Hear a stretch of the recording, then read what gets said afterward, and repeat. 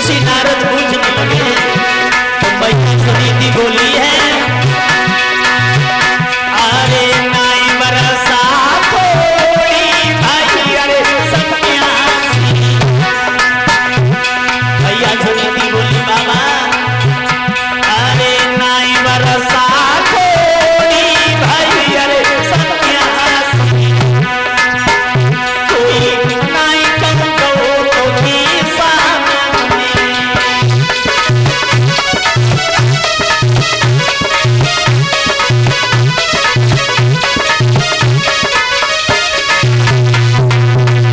तो नारद बोले बेटी अरे सही के तपन करा पारो अरे मेरी बिटिया।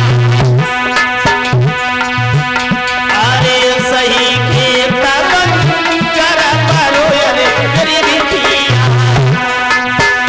कोई कारची भगत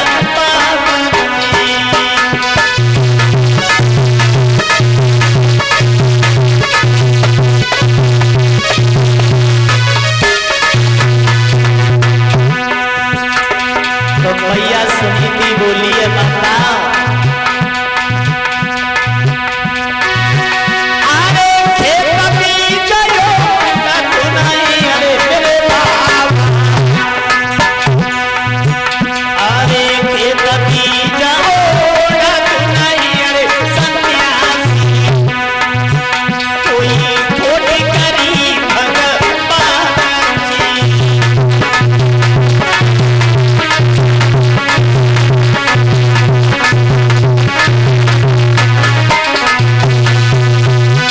आज मेरे भाइयों देव ऋषि नारद ने पूछ लिया है बेटी अर्धरात्रि के समय और तुम जंगल में भ्रमण कर रही हो क्यों?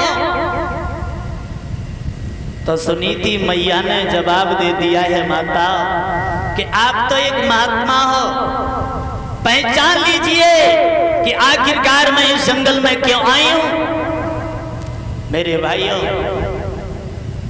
देव ऋषि नारद कहने लगे बेटी अरे एक संतान न होने के कारण तू इस जंगल में आत्महत्या करने आई है।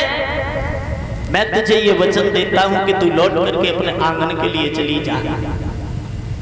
अरे 1 वर्ष के अंदर तेरे उधर से कोई न कोई बालक अवश्य जन्म लेगा, तू लौट करके चली जा। पहले तो माता सुनीति रो रही थी लेकिन बाद में हंसने लगी।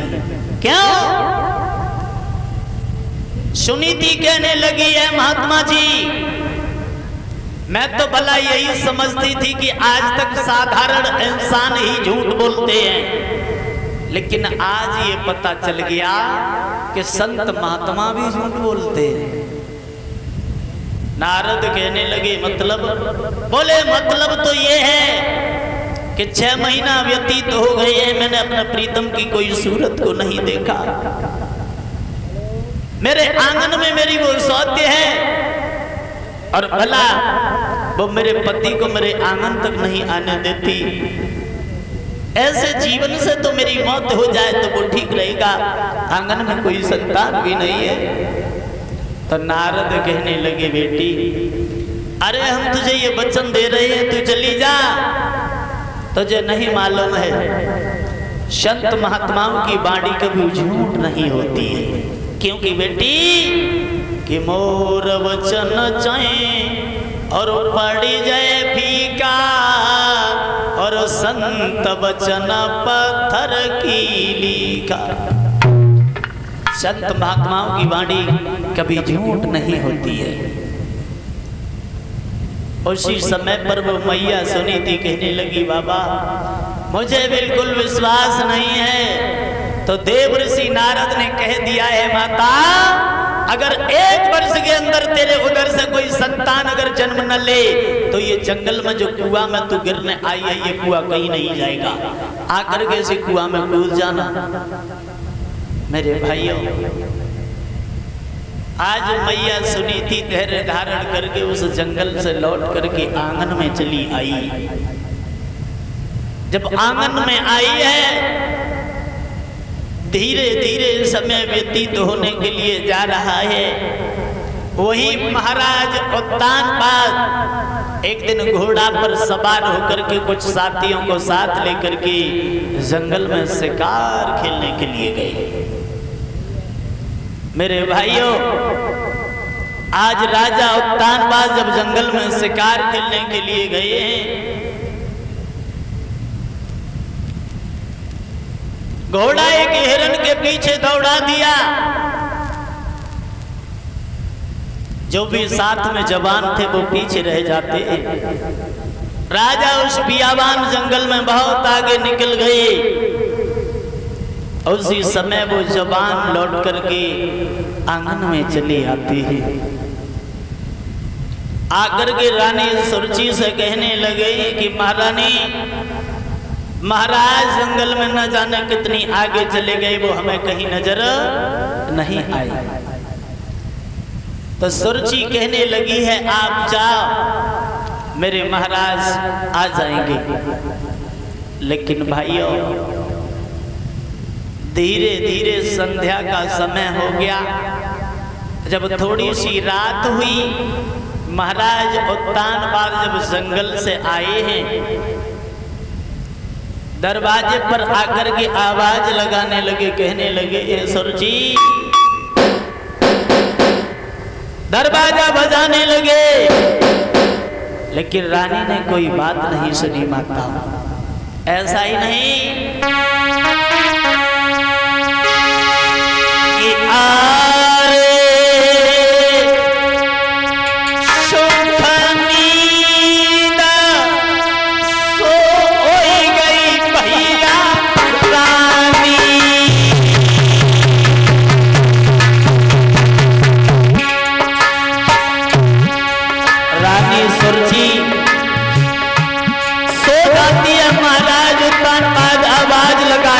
दरवाजे पर सुरुचि,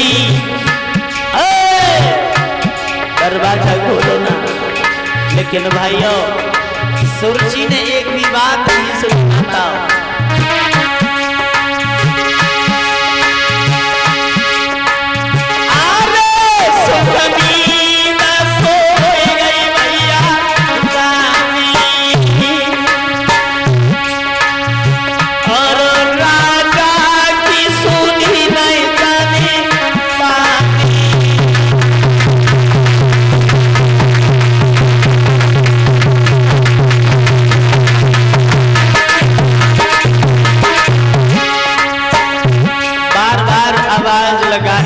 महाराज उत्तानपाद, सुरुचि दरवाजा खोलो ना।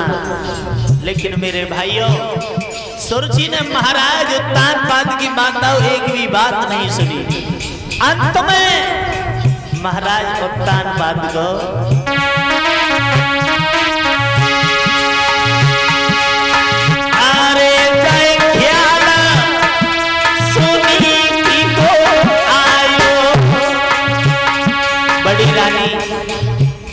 जो सुनीति को सुरुचि ने घर से निकलवा दिया था। अकस्मात मेरे भाइयों,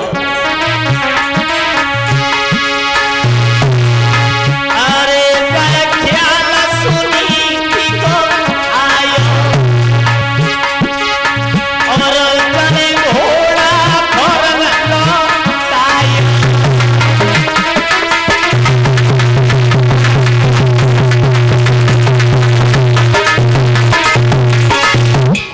आज मेरे भाइयों, सुरुचि ने जब कोई जवाब नहीं दिया तो महाराज को अकस्मात बड़ी रानी सुनीति की याद आ जाती है। घोड़ा लौटा दिया, जाकर के आवाज लगाई है सुनीति के दरवाजे पर। सुनीति, मेरे भाइयों, पहली आवाज में ही वो मैया जाग गई।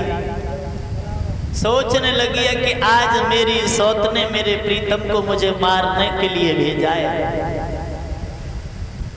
बाद में ये दिमाग में आया कि अगर मैं अपने प्रीतम के हाथ से अगर मारी जाऊंगी तो मेरा भी कल्याण हो जाएगा।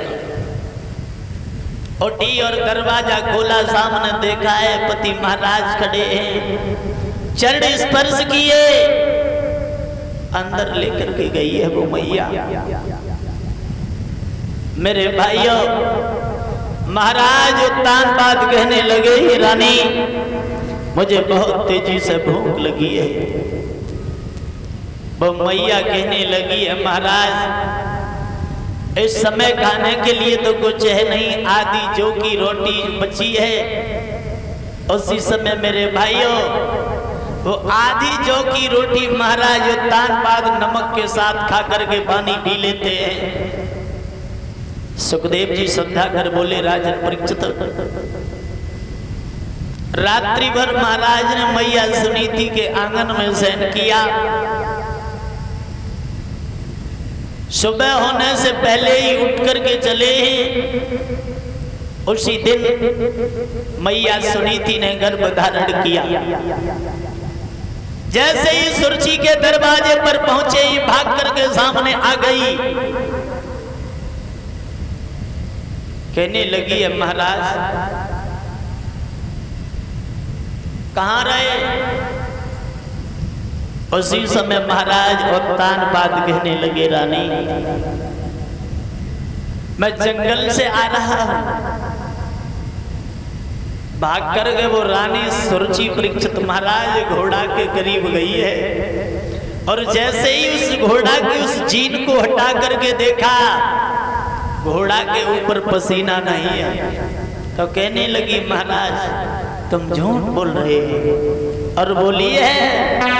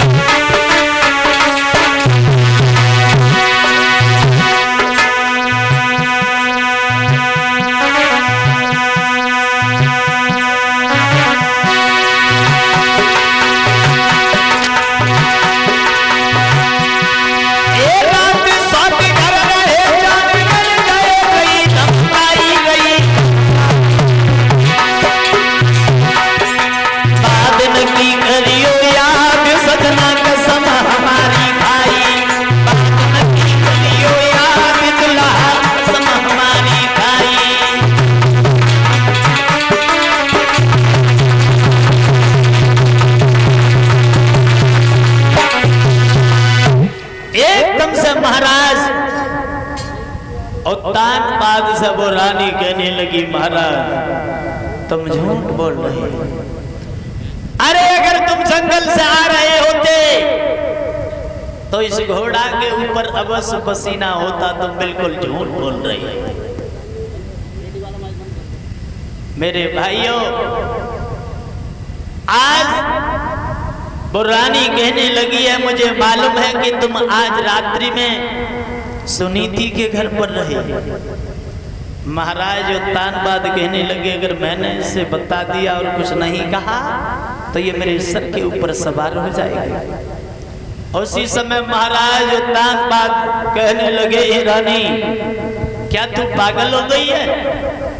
अरे पूरी रात मुझे जंगल में हो गई और तुझे दिनों रात वो सुनीति खटकती रहती है, तो मैं ये तलवार तुझे दे रहा हूं, जा और अपने हाथ से उसे मार देना। मेरे भाइयों, आज वो सुरची कहने लगी है, महाराज मैं तो वैसे ही तुमसे हंसी में कह रही हूं।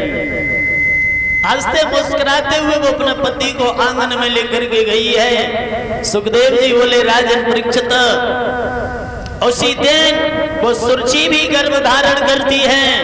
धीरे धीरे जब समय व्यतीत हुआ, जब महाराज उत्तान बाद ने एक संतान न होने के कारण दूसरा विवाह किया, लेकिन भाइयों आज महाराज उत्तान बाद के आंगन में बड़ी रानी सुनीति के उदर से भी एक पुत्र ने जन्म लिया और छोटी रानी सुरची के उदर से भी एक पुत्र ने जन्म लिया। आज जब आंगन में दो दो पुत्र हैं, मेरे भाइयों, महाराज उत्तानपाद बहुत खुश है और माताओं, पुत्र तो भाग्य से मिल जाते हैं बेटा, लेकिन ये बेटियां है ना, ये सौभाग्य से मिलती हैं। जब सौभाग्य इकट्ठे हो जाते हैं तब कहीं आंगन में जाकर के वो बेटी जन्म लेती है, और बेटा तो एक भाग्य से ही जन्म ले लेता है। लेकिन आजकल मेरे भाइयों, मैंने खुद देखा है, धिक्कार है उन माता पिताओं को लिए जो अपनी संतान में भेदभाव रखते हैं।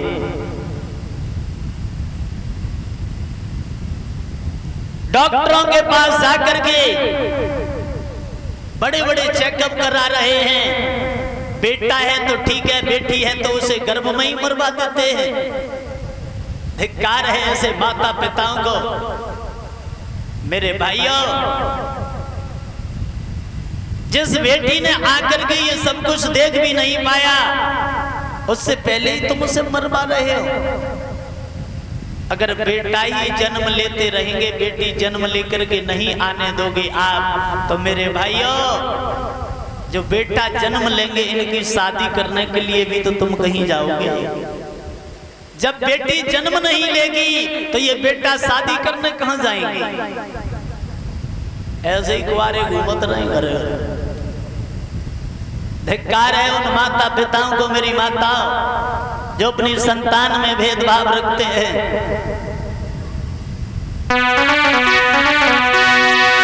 कि आरे बेटे का है मान जगत में, और बेटी का कोई मान नहीं। अरे दुनिया वालों हमें बता दो, अरे बेटी क्या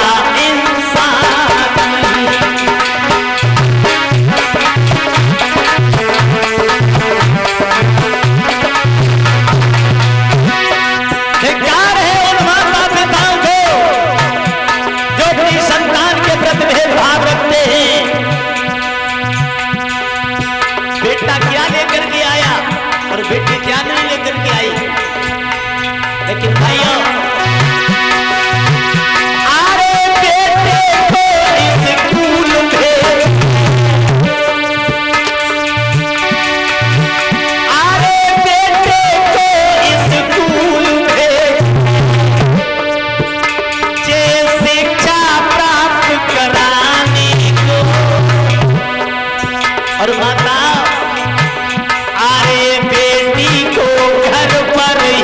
रखते बर्तन साफ कराने को।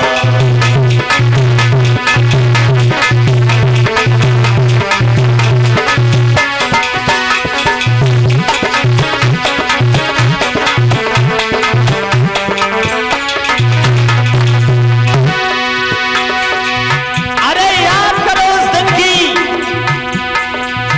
जब वो त्योहार आता है, जो बहन अपने भाई की कलाई में वो राखी बांधती है। याद करो उस त्योहार की, भैया दूज की। जिन भाइयों की बहन नहीं होती है ना, उस दिन बहुत याद आती है। अरे रक्षा बंधन भैया तो, अरे बिल्कुल तुमको ध्यान नहीं। अरे दुनिया वालों में बता दो, बेटी क्या इंसान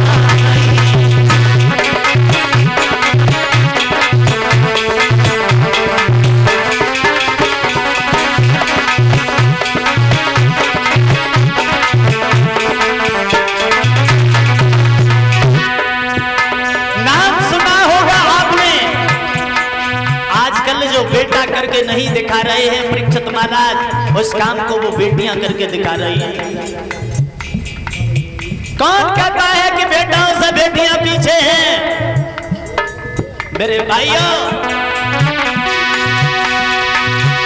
अरे लता मंगेशकर जी को देखो,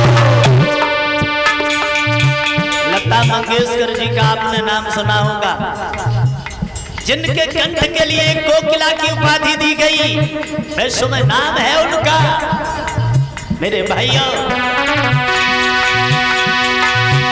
अरे लता मंगेशकर जी को देखो, अरे दिखला अपनी कला की, और अरे राष्ट्रपति प्रतिभा पाटिल जी देश में शासन चला चुकी। राष्ट्रपति प्रतिभा पाटिल जी देश में शासन चला चुकी।